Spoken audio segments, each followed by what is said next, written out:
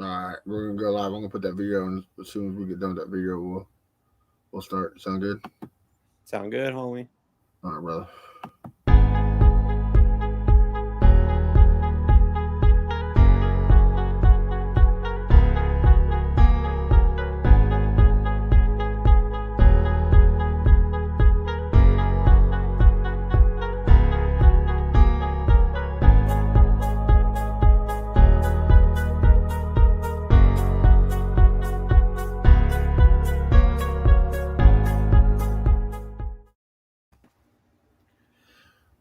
Hey everyone, and welcome to the AFC South Fan Battle podcast. I'm your host today, Matthew Briggs, and with me I have two great gentlemen representing the Jacksonville Jaguars, Mr. Bearded Guns himself, Justin Gonzalez. Say what's up to the folks. Hello. Jaguars requested another interview with Doug Peterson. So, hello, Super Bowl.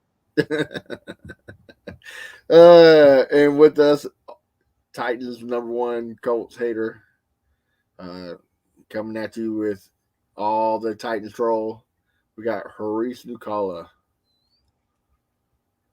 It's still very impressive how the Titans continue to justify losing. Right. Well, guys, talking about Titans, the game that they weren't in this weekend. It was a great weekend of football again. Like, to me, I think this has to be the greatest playoffs so far in history, right? I mean, there hasn't really been a bad game yet, right? Yeah. No, I agree. I think I was actually. You really think back, and every single game has been close or down to the wire, with the exception of maybe one. But yeah, no, I mean, this just goes to show, as we head into the next era of football, what's important in winning a championship, and it's quarterbacks, defensive lines, and weapons. That's what's going to get you over the hump moving forward. Yeah, and I 100% agree. I think all the games minus the Bills Patriots game has been incredibly fun. So looking forward to the Super Bowl. Right. It's either been like a nonstop defensive game or just a higher power offensive game. Either one, just going back and forth, which is always fun to watch. Before we go in more detail of the games, breaking news: the GOAT, he retires. Tom Brady finally announced that he's done with the game. I know there was news breaking this weekend that he retired, and he said he's not retiring. But today he finally came out himself and said, "Yep, I'm done." Thoughts? We'll start with you, Justin. I would like to go back and look and see how many times Tom Brady won a Super Bowl without a defense that was in the top 5, top 6. That's something that, hey, if you're listening and you know this, feel free to comment in the group page. But that's one thing I like to see. But yes, great career. Good for him. Glad it's over. Let's move on. It's the Joe Burrow era now. So. Oh, already claiming the Joe Burrow era, huh? Mm-hmm. Yep. Oh. Haris, what about you? You in the same with Justin?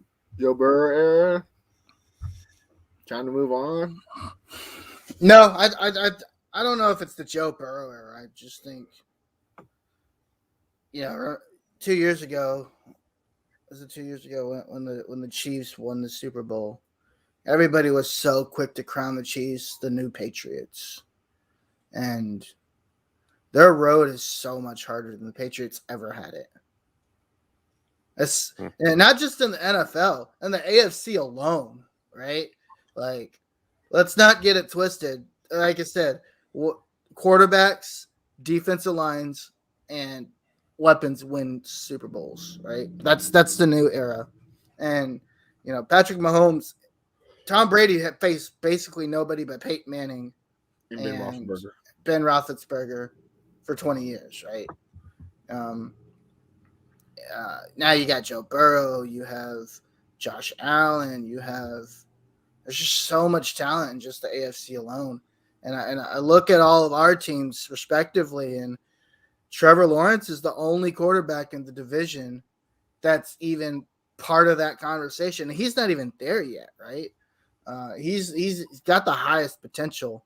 No, Ryan Tannehill's not competing with those guys.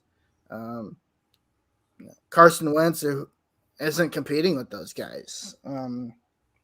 And whoever the Texans quarterback is seems to be changed every other week. Isn't competing with those guys. And I just think get out of here. It's Money Mills. It's been Money Mills since we beat the Titans. Oh yeah, Money Mills. Yeah, that guy. Not competing with those guys. Like it's just and if they want to, those guys need defensive lines, which the Titans have a really good defensive line. And weapons. I mean, if they can get a guy that's even halfway decent, that isn't like 95 years old, they could probably stand there for a little bit. But yeah, it's just crazy how much QB talent there is in just the AFC alone these days. What do you think, Justin? You agree with that, or? Yeah, I think what we've seen is that we've seen guys come out of the NFL or come out of college, go straight into the NFL and be successful. That was not the case 10 years ago. Like if you look back on it, Jamar Chase comes out of college and succeeds right away. Justin Jefferson comes out. I think if Joe Burrow would have played a full year, not towards ACL, he would have had a first, successful year, with the idea that his team was just ass, offensive line, defense was ass, but he had two good receivers in Boyd and T. Higgins. But I think like these guys that are coming out of college, they're plug and play, I think, at this point now. I think the only position that has any really like trouble adapting to the NFL is like the linebackers at this point that are coming out of college. I think that they have a hard time transitioning from a college scheme to the massively craftful RPO scheme in the NFL where everyone's quicker. I think that's the one thing. The speed is way different. Yeah, and I think like the assignments are different. Even though they run RPOs in college, I think the talent pool has a higher floor than they do in college. But I do agree with everything Harish said. I really do think that the AFC, like it's kind of like this, right? I think the AFC is like, their ceiling super high and their floor is really high at this point, and they're young, where at this point, the NFC, I'm not trying to knock on those guys, but yeah, their ceiling's high, but their floor is low. And I think at this point, they're getting older, and you're going to see, Rodgers is getting close to, that point. Russell Wilson, you don't know where he's going to end up. There's just so many factors. So I think everyone in the AFC should be happy about, the next 10 years. Unless you're the Titans, you should be pretty upset. Yeah, I mean, if you think about it, Joe Burrow got to the Super Bowl with no offensive line. His defense wasn't great, but wasn't terrible either. I mean, if you give him an offensive line and a couple of key pieces on defense, dude, you can see him in the Super Bowl more of this time, Yeah. His defense isn't great, but like I said, you don't need much to beat Patrick Mahomes. You just need to pressure the guy, make him come comfortable, and we'll talk about it here in a little bit. But as I said, it's very possible. Right. Well, in other news breaking today, Brian Flores opened up a lawsuit against the Miami Dolphins, the New York Giants, and John Doe teams, which is looking like 20 other teams in the NFL. Which those teams are, who knows? But if you've been following, it's not looking good for the Dolphins at all. Like, this is bad news. Like, there's tampering. There's text message saying, "Hey, I'll give you $100,000 to lose games on purpose." And Justin, you touched based on it earlier today. They got sports betting involved. So, Hurry, so let's start off with you. Like, what's going to be the outcome of this?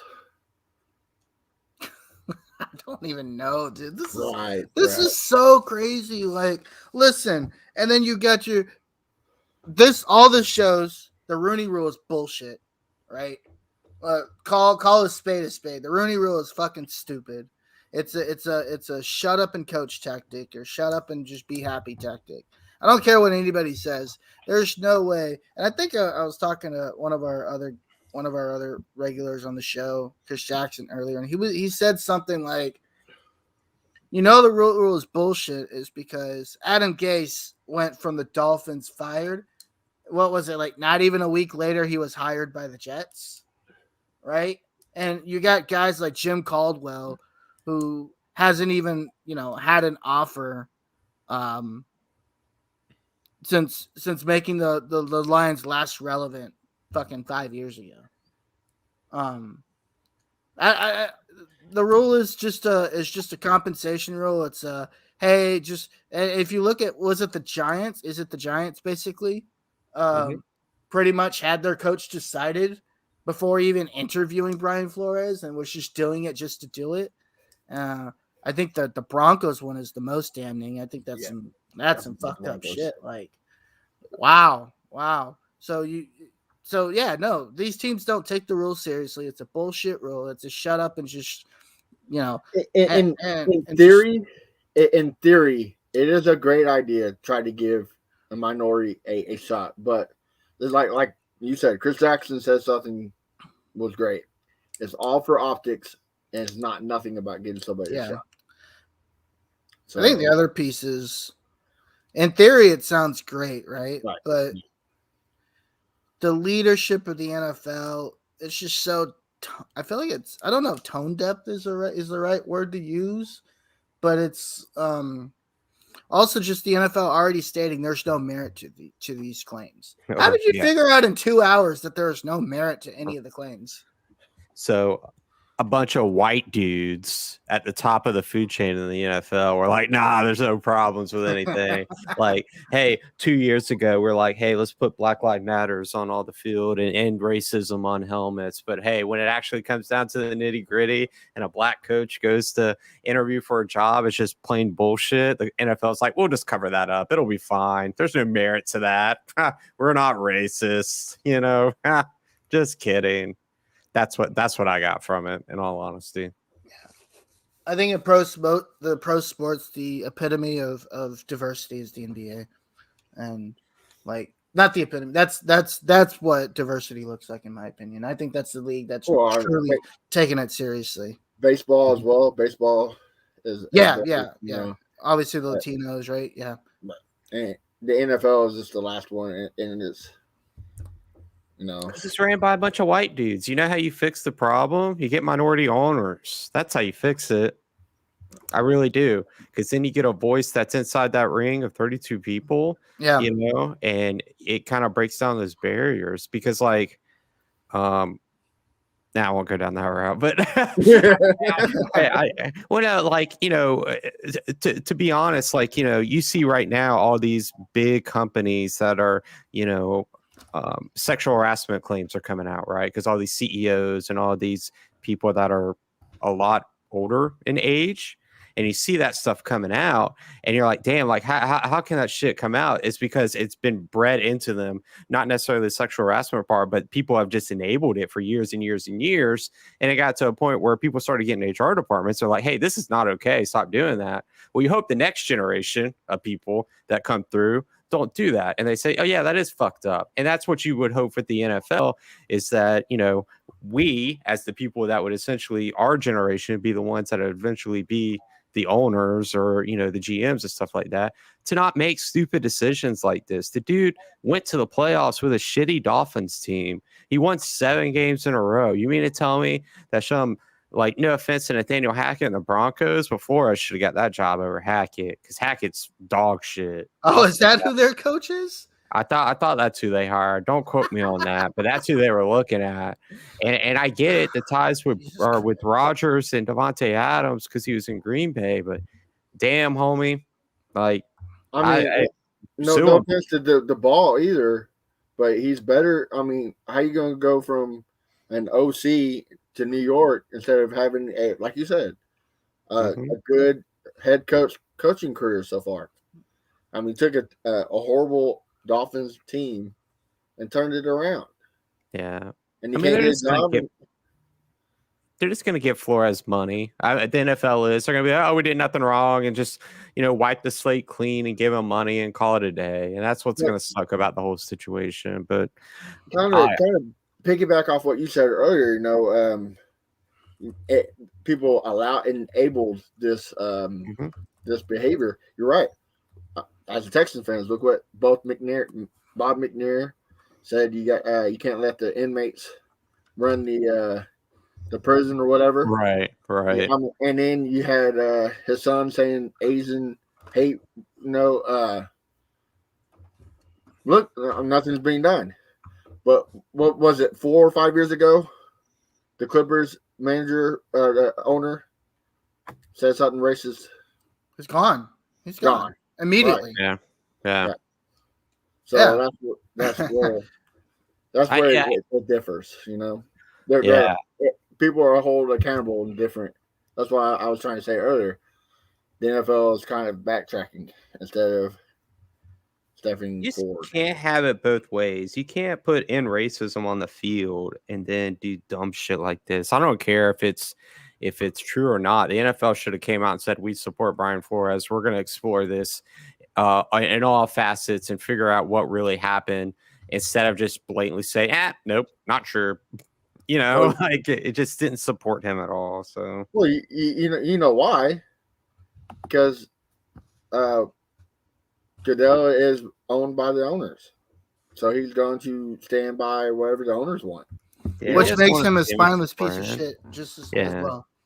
I mean,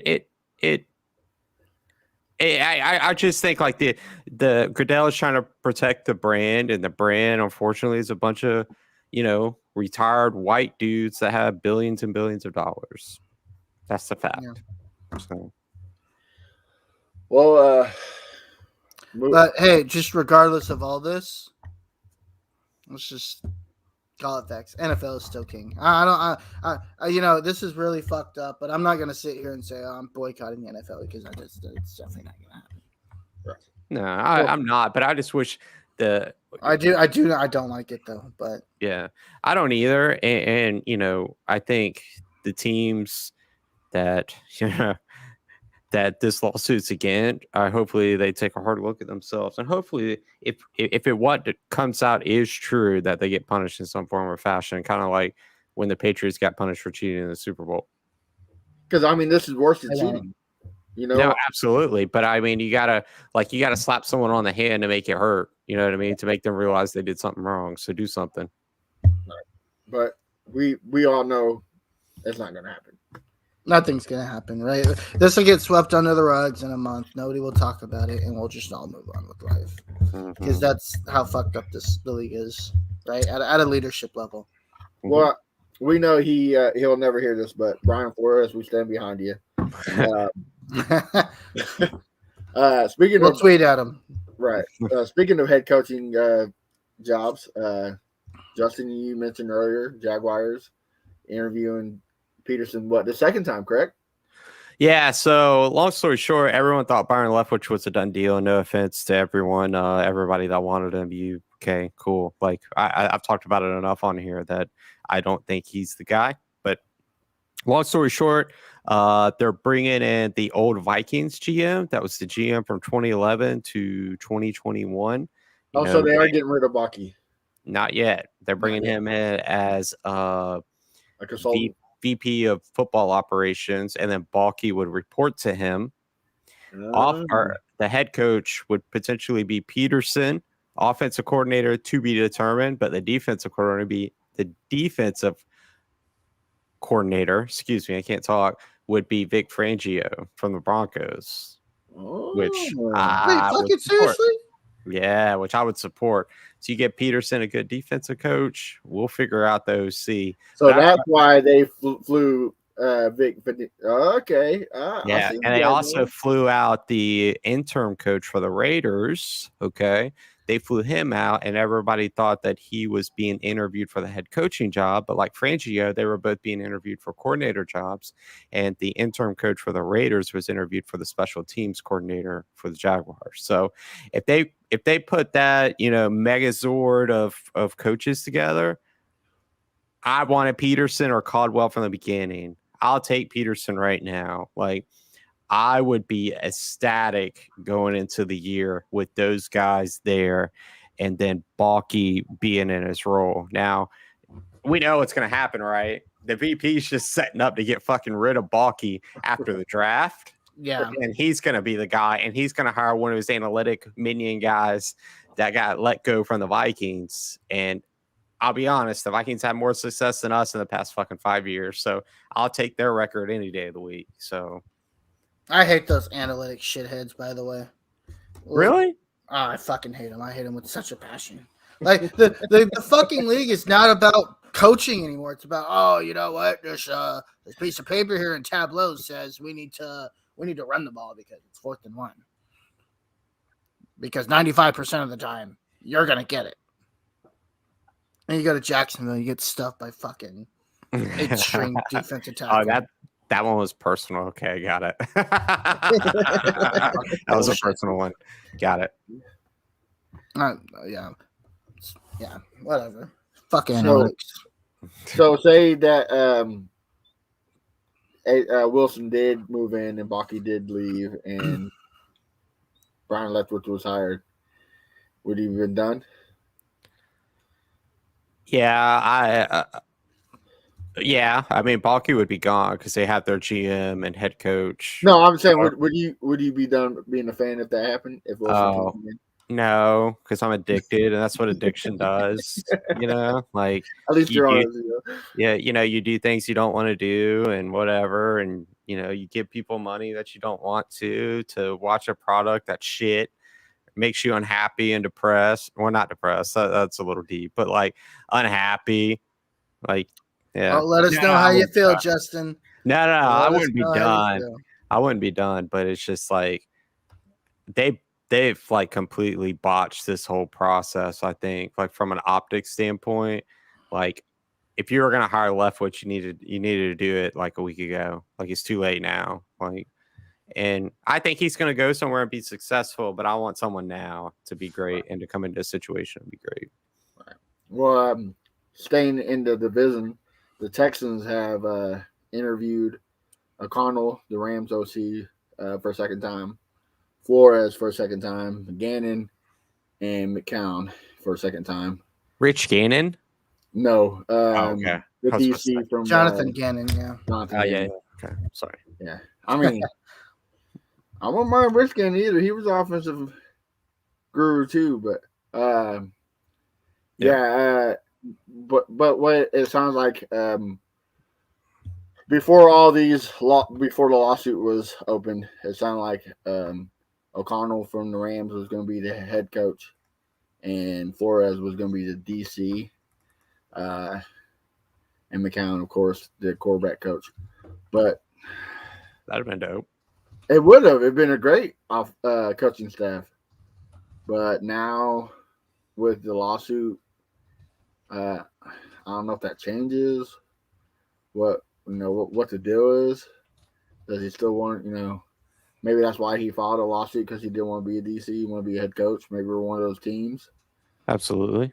Yep. But, I wanted Flores as my number one because, like we said earlier, he's a great coach. Or so far. But who knows? I mean, he won with Tua, dude. Right. Like Tua's okay. He's good at a couple of things, but like he won with Ryan Fitzpatrick. Like if I'm trying to bring a guy into a system that needs to rebuild a team, ding, ding, ding, ding, ding, book it. That's who I want. Right, and coming from a Jags and Texans standpoint, you kind of most definitely the Jaguars. You got your quarterback for the future in Lawrence. Maybe Mills is the quarterback. Who knows? But you got that quarterback you can build on. Why not why not want that guy? Mm-hmm. You got an up and coming defense. he's a great defensive-minded coach. Mm-hmm. Yep. Why not? I just I don't know. To be in mind of an owner or GM, I guess you have to be on crack or something because this doesn't make sense.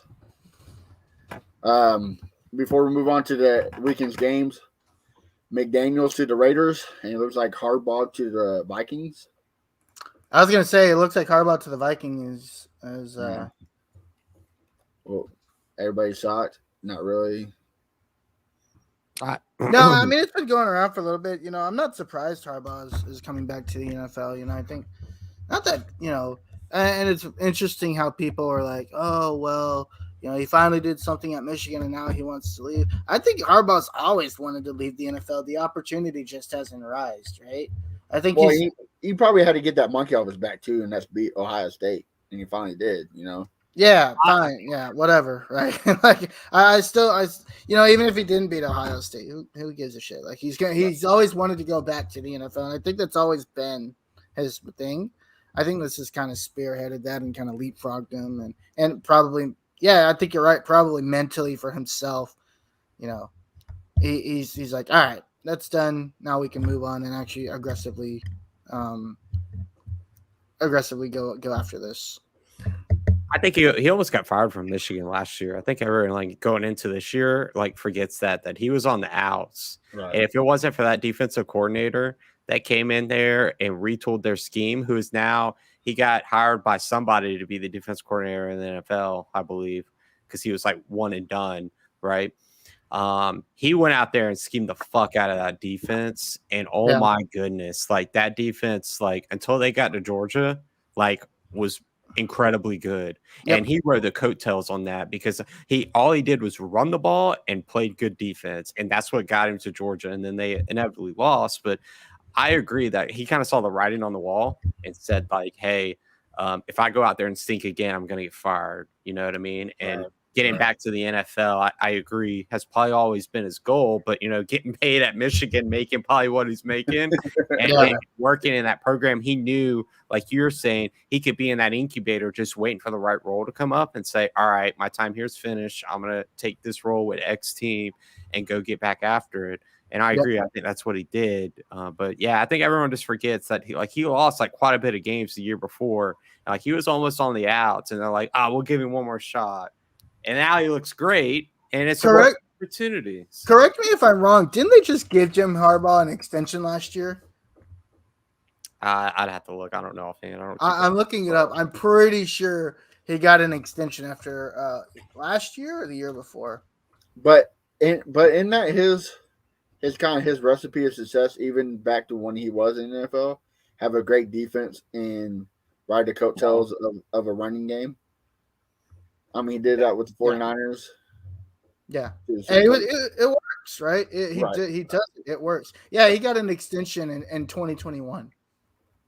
Right after that meltdown they had last year. Yeah. So literally 2 weeks after the title game, he got an extension. So I don't think he was in danger of losing that Michigan job at all. I think I think he'd always had an eye for going back to the NFL, and I think proving a point,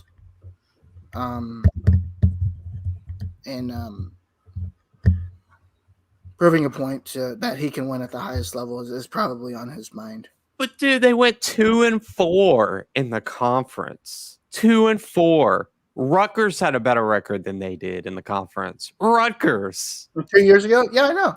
No. In 2020, they went 2-4 in the conference. He got an extension, and then he got an extension. It's the wildest thing. I'm telling you, he was not in danger of losing that job. I don't know, man. But yeah. Well, by the way, the defensive coordinator from Michigan signed with Baltimore, the Baltimore Ravens. So he's gonna go there and just look like a genius with their tools, but. We're finally gonna have a defense all year long instead of the first 8 games and disappear. Yeah, get tired. Right. Speaking of defense, the Colts are looking for a defensive coordinator, and it looks like they've. Sorry, let me rephrase that. The Colts are looking for an entire defensive staff, and it looks like they've narrowed their options down, and I kind of like it. I think I told you guys I had probably about 6 or 7 options that I wanted for defensive coordinator, and I'm excited to see that one of my options is one of the finalists. Actually, 3 of my options are one of the finalists. I'm actually kind of upset to see that Mike Zimmer hasn't even gotten a call yet, but very interested to seeing where that goes. I'm surprised he hasn't got a call period from any team. Yeah, me too. I mean, he did. I think he did fine with the Vikings. That's like from what they were to where they are now. Like that's like Caldwell. Like Caldwell has. I mean, yeah, some teams interview him, but let's be honest, that's probably because of the Rooney Rule. Yeah. But, Oh yeah, absolutely. I mean, why not give him a legit shot? Yeah. Each team he went to had success with him. So, well, guys, let's get to it. Conference round weekend. Start off with the first game, the Bengals and Chiefs. Anybody shocked by the outcome? No, I don't think so. I wouldn't say I'm shocked. No. I'm shocked that people thought. I was shocked that people were shocked that the outcome was the outcome. Oh, by the way, you can't play defense in overtime. Right. Well, it's like we tried to tell John. John said last week. Nobody can beat the Chiefs because they can't stop Mahomes. We all said all you had to do was put some pressure on them, and look what Cincinnati did. And their front seven is not that great. So, Cincy's. Yeah, it's really not. They have Trey Hendrickson who got hurt, I think, and came back. He came back, but again, that's their best defensive lineman, who's a beast. But he's actually really good, by the way. But that's neither here nor there. But yeah, no, it's. All you got to do is pressure him. You don't have to sack him. You just got to make him comfortable. You're not going to sack Patrick Mahomes every day. It's not possible, right? He's too mobile. But yeah, you could definitely get him into some situations. And you saw late in the game, fourth quarter, overtime, there was basically pressure as soon as he snapped the ball, right? Like he was running around doing gymnastics for a little bit for some of those plays. Well, that play before they had kicked the field goal. Everybody went in coverage, and and one finally just said screw it and went after him. It's all about pressing the quarterback. Yep. 21-10 going at halftime. Justin, you thought the game was over? You think the Bengals was out of it? I thought that the Chiefs are going to come out, score one more time, and then run the ball the rest of the game and win. They didn't. And I don't know if this is an Andy Reid blunder, but I was kind of baffled, and I'm not trying to jump ahead, but the last minute 43 seconds when they're in the red zone and they could have scored, but they're Patrick Mahomes scrambles out of the pocket for a little bit. Right. And he's like, I'm just going to go down to kill the clock. And then what happens is that they got put in a situation where they got pushed back. And now they're at third and whatever. Second down, on second down, right before they had to kick the field goal. Patrick Mahomes is scrambling out of the pocket. And if you just would have looked to the right, McCole Hardman is wide open. I could have caught the pass. And they would have won the game. But I think between the coaching and Patrick Mahomes, they're just trying to figure out, do we run around the clock out and kick a field goal and win? Right? Or do we want to go score a touchdown to give them the ball back with a minute left with no timeouts? I just didn't understand. I mean, they were so close to winning it. I don't think their dynasty's done or any of that kind of stuff. It was just a blunder, I think, on the coaching side, or the in between the coaching and Patrick Mahomes of deciding, hey, let's go fucking score, because that's what they could have done. I mean, they had an opportunity, but the same play you're talking about. Kelsey was open on the slant too. I mean, he wasn't completely open, but let's be honest. You give the ball to Kelsey, he's gonna make a move. And on top of that, they quit running the ball. I don't get it. Clyde Edwards-Helaire had 18-yard rush on the opposite end of the field. No, yeah, before overtime, and it's just like, what are you guys doing? Like, just run the ball. Like, they couldn't stop it if Clyde Edwards-Helaire was out there. But Jarrett McKinnon, yeah, I just don't get it. Happy for Joe Burrow, good for him. I'm not shocked by him winning because that kid he has it, whatever it just is. wins football games, yeah. Yeah, he just has it. Yeah, it reminds me like an old time gunslinger like Brett Favre, where he just goes out there and just slings the crap out of the ball. And except he's more accurate. Yeah. Well, yeah. His not just that, Brett Favre just threw it up and didn't give a damn. Joe Burrow actually gives a damn where he throws it. So yeah, he's more accurate. Right. Moving on, 49ers Rams. Start with you, Justin. Were you surprised of the outcome, or nah? The teams are pretty much the same verbatim, except for like, well, I backtrack. I think both of the teams are verbatim on defense. Like, I think they both have tools on defense that pretty much match each other. Yeah, you could say Aaron Donald's better than everyone on their line, sure, but throughout the whole scheme, I think they're pretty much relatively close. If I was playing them on Madden, like, they would probably be like both 98 or whatever, overall on defense. But the offensive side is just where, damn, like, can Deebo Samuel not like that felt like their only offensive weapon outside of Kittle catching a couple passes. And it's just like, if they would have had, Elijah Mitchell would have done something, like, I felt like they would have probably, been in the game or even won it. Garoppolo's Garoppolo. Got to have a good defense. Got to have a good run game to set him up for success. But I just feel like all the tools on the Rams side with OBJ and Cooper Kupp and Tyler Higbee and the two running backs. Cooper Kupp was just amazing that game, wasn't he? Yeah, Cooper Kupp's been amazing all year. Yeah. Dude, and Stafford finishing, like, Stafford just doing what Stafford does. He has some passes that are like 40 yards in front of the receiver, and then he has some passes you're just like, damn, like, he really is that good.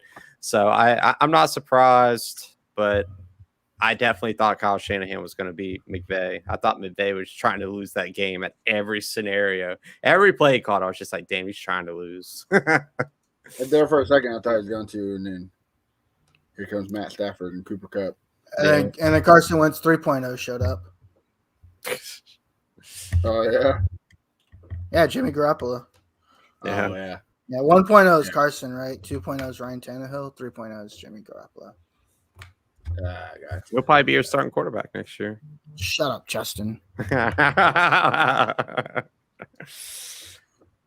Reese, what was your take of the game?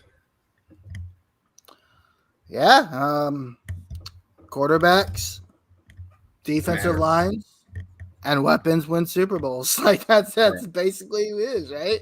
Quarterbacks, Matt Stafford. Defensive lines, Aaron Donald and his posse of whoever the hell he put together, and weapons, OBJ, Cooper Kupp. It's funny, and this is how stupid my fan base is. And I love, we talk about how dumb some of the other fan bases are, but nobody's as dumb as the Colts fan base, right? People think they're delusional. No. Delusional is like, you know what you're talking about, but you live in this fantasy world. The Colts fan base is basically stupid, like 900% stupid. So this guy, I was arguing with this guy on Twitter, and I was just like, he was like, the only reason why we didn't have anybody, we weren't successful, is because Carson Wentz sucks. And I was like, name weapon close to Cooper Kupp. He was like, you're deflecting from the fact that Carson Wentz is trash. So so it's been 3 days now, and he still can't name me one player, one receiver on our team that's on the level of Cooper Kupp. Point being is our wide receivers are ass shit besides Michael Pittman. Yeah, and if we can't fix it this year, we're going to continue to fall further behind, right? That's the O-line regressed.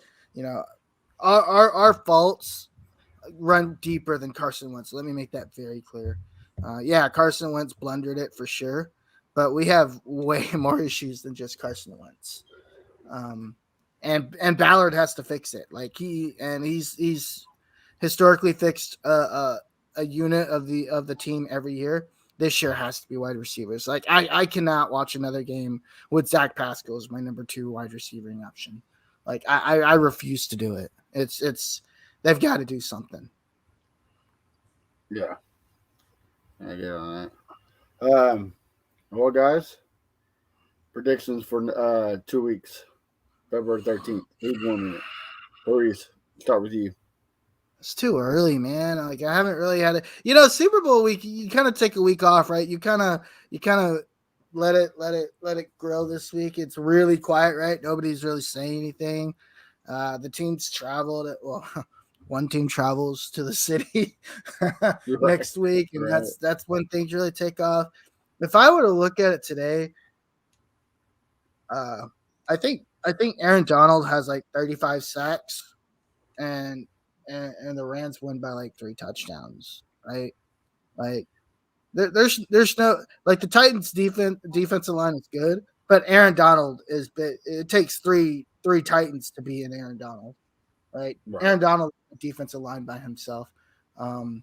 If I were to look at it today, I think it's something like 45 to 35 Rams. Okay.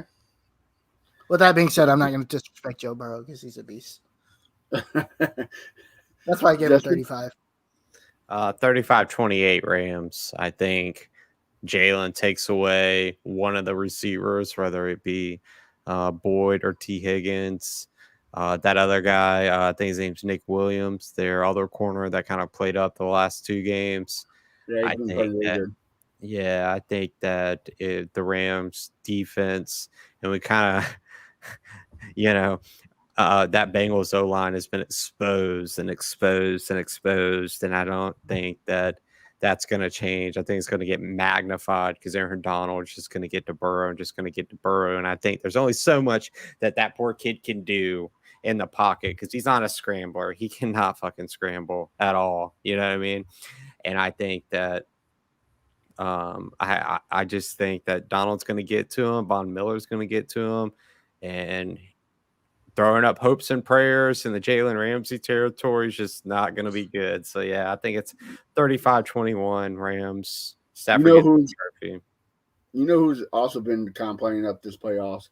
I haven't heard from him in a while. Eric Weddle has shown up very well. Yeah.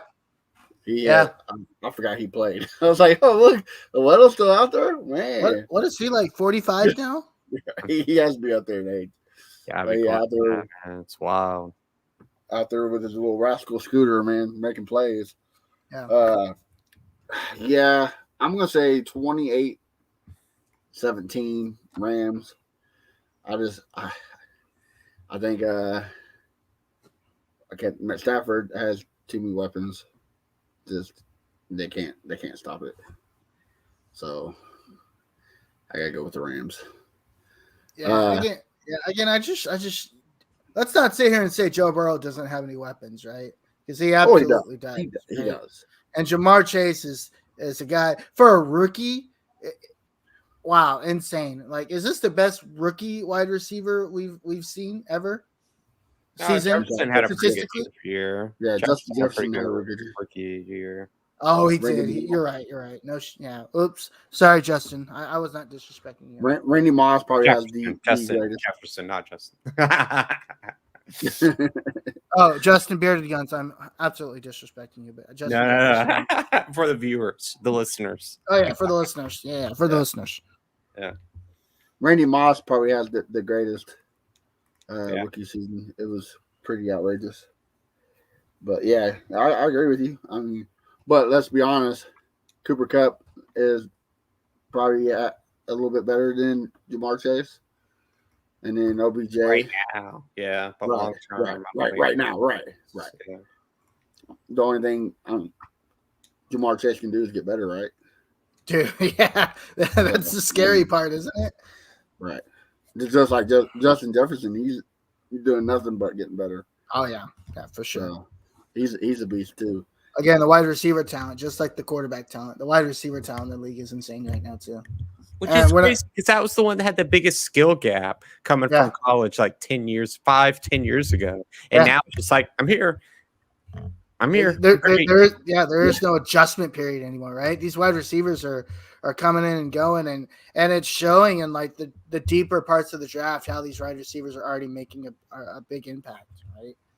You're getting these guys that are 3rd round, 4th round guys as well. It's not just the Justin Jeffersons and the Jamar Chases, right? You're seeing these 3rd, 4th round guys making instant impacts and making a name for themselves. The Cooper Yeah. Cups and The Cooper Cups and the Michael Pittman's a good one.